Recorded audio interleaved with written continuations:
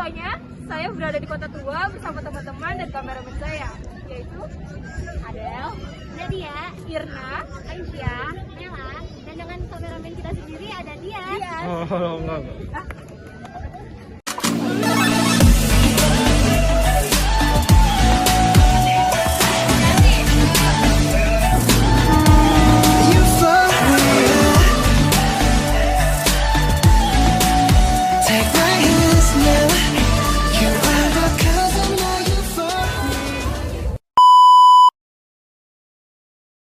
Guys, sekarang kita udah sampai nih di Museum Wayang. Sebelum kita masuk ke Museum Wayang, kita akan memperkenalkan kebudayaan ondel-ondel yang akan dibawakan oleh teman saya, Irna. Dalam kehidupan sehari-hari, kita sering melihat bahkan membicarakan tentang kebudayaan. Tidak ada seorang pun yang tidak menggunakan hasil kebudayaan itu sendiri, maupun ketika bersosialisasi dengan lingkungan. Dengan demikian, tidak ada manusia yang tidak memiliki budaya. Dan sebaliknya, tidak ada budaya tanpa masyarakat sebagai wadah dan penciptaan budaya. Karena masyarakatlah yang menghasilkan kebudayaan tersebut. Secara sederhana, banyak yang menginterpretasikan bahwa budaya adalah seni, tetapi bukan budaya seni. Budaya di luar seni itu sendiri karena kebudayaan termasuk jaringan kerja dalam kehidupan antar manusia. Hal ini diungkapkan oleh Kencik Diningrat dalam bukunya bahwa kebudayaan adalah keseluruhan total dari pikiran, kertas, dan hasil karya manusia yang tidak berakan pada alam dan hanya bias yang ditimbulkan oleh manusia setelah melalui proses belajar. Tidak jauh berbeda dengan Kencik Diningrat, Edward Bulmer Taylor juga menjelaskan pengertian kebudayaan yang dikutip oleh Sir Jonas Sukanto dalam bukunya bahwa kebudayaan adalah suatu kompleks yang meliputi pengetahuan, seni kepercayaan, hukum moral, adat istiadat, dan kemampuan-kemampuan lain, serta kebiasaan-kebiasaan yang diperoleh manusia sebagai anggota masyarakat. Berdasarkan pengertian budaya tersebut, dapat ditarik kesimpulan bahwa kebudayaan adalah hasil pola pikir dan ciri khas masyarakat seperti kepercayaan moral atau hukum yang termasuk di dalam kesenian yang diturunkan secara turun-temurun dari nenek moyangnya sampai saat ini. Setiap kabupaten di Indonesia memiliki budaya berbeda satu lain karena wilayah Indonesia dibatasi perairan sungai dan laut. Karena itu masyarakat daerah yang tidak dapat bersosialisasi dengan masyarakat di daerah lain, sehingga masyarakat di setiap kabupaten menjadikannya budaya itu sendiri. Kebudayaan di Indonesia memiliki ciri khas provinsi yang keunikan yang mudah dikenali oleh setiap orang yang melihatnya. Seperti ondel-ondel yang menjadi ikon khas Betawi yang merupakan penduduk asli kota Jakarta. Sejak dulu, Jakarta telah menjadi kota yang dengan penduduknya yang beragam, mulai dari suku bangsa, agama, bahasa, dan lain-lain. Karena yang pertama, Jakarta adalah kota perdagangan dan orang-orang dari mana saja datang untuk berdagang di Jakarta. Seperti Portugis, Belanda, China, Arab, dan lain-lain. Penduduk asli Jakarta sendiri disebut suku Betawi. Suku Betawi adalah pencampuran dari berbagai etnis, berbagai budaya China, Arab, Portugis, dan lain-lain. Hal ini bercermin dari budaya yang dihasilkan, yaitu ondel-ondel. Historis, ondel-ondel disebut sudah ada sebelum 1600 Masehi. Penjelasan ini ditulis pedagang dari Inggris bernama Westcott dalam buku perjalanannya. Dalam catatannya, Scott mengaku melihat ada kebudayaan unik berbentuk boneka raksasa yang dipertunjukkan masyarakat Sunda Kelapa dalam upacara adat. Meski namanya tidak disebut, jenisnya diyakini mirip ondel-ondel.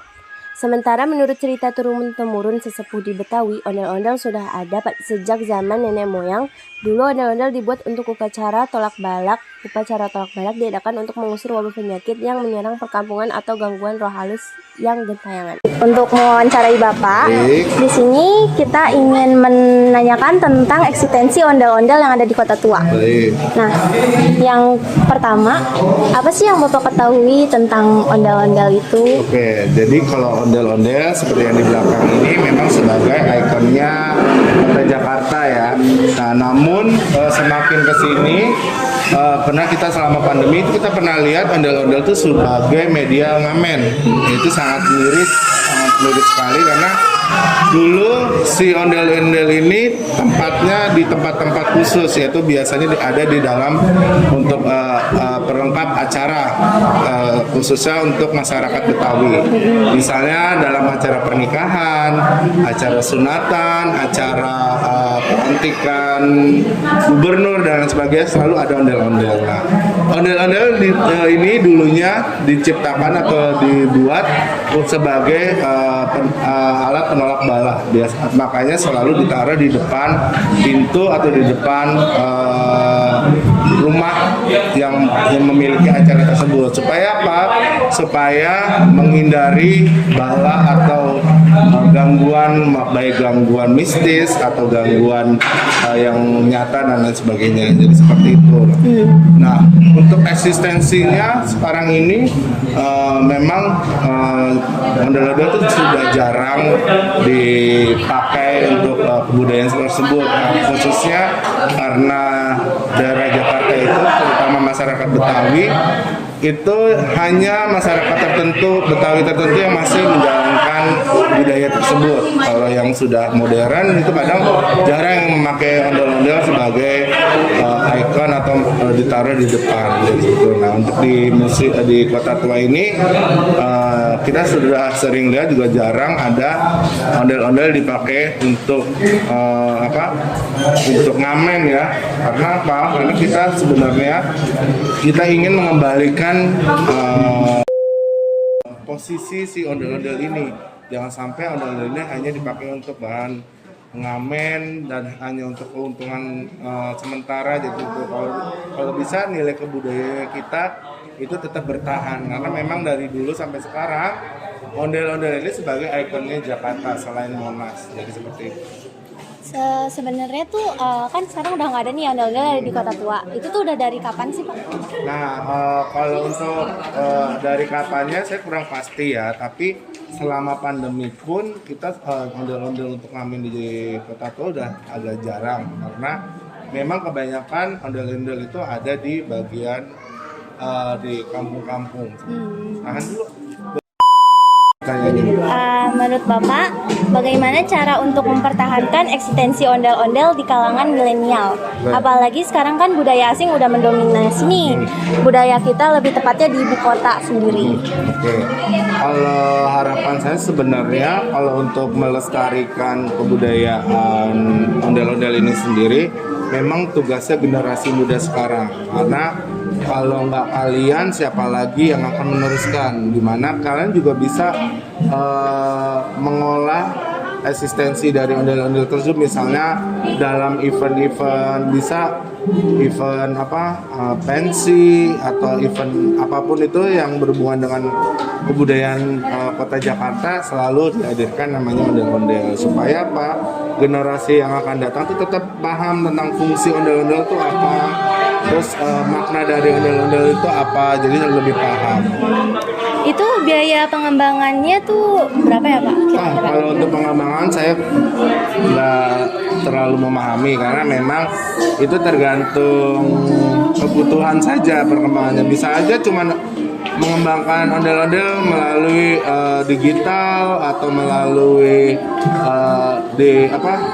melalui medsos, jadi seperti itu tergantung kebutuhannya. Nah, tanggapan Bapak dengan adanya kontroversi warisan seni ondel-ondel semenjak jadi alat untuk mengamen tuh, menurut Bapak kayak gimana? Nah, kalau menurut saya sangat miris, karena banyak kebudayaan kita yang mulai bergeser fungsinya. Contohnya ondel-ondel, ada kalau di kampung itu angklung itu kadang juga dipakai untuk ngamen. Itu sebenarnya alat musik khusus yang dimana dulu, kalau zaman dulu kalau orang mau memainkan angklung itu hanya orang pejabat-pejabat tinggi yang bisa memainkan angklung atau menanggap alat musik tersebut. Tapi kalau sekarang kan agak miris ya dipakai. Namun kita gimana ya?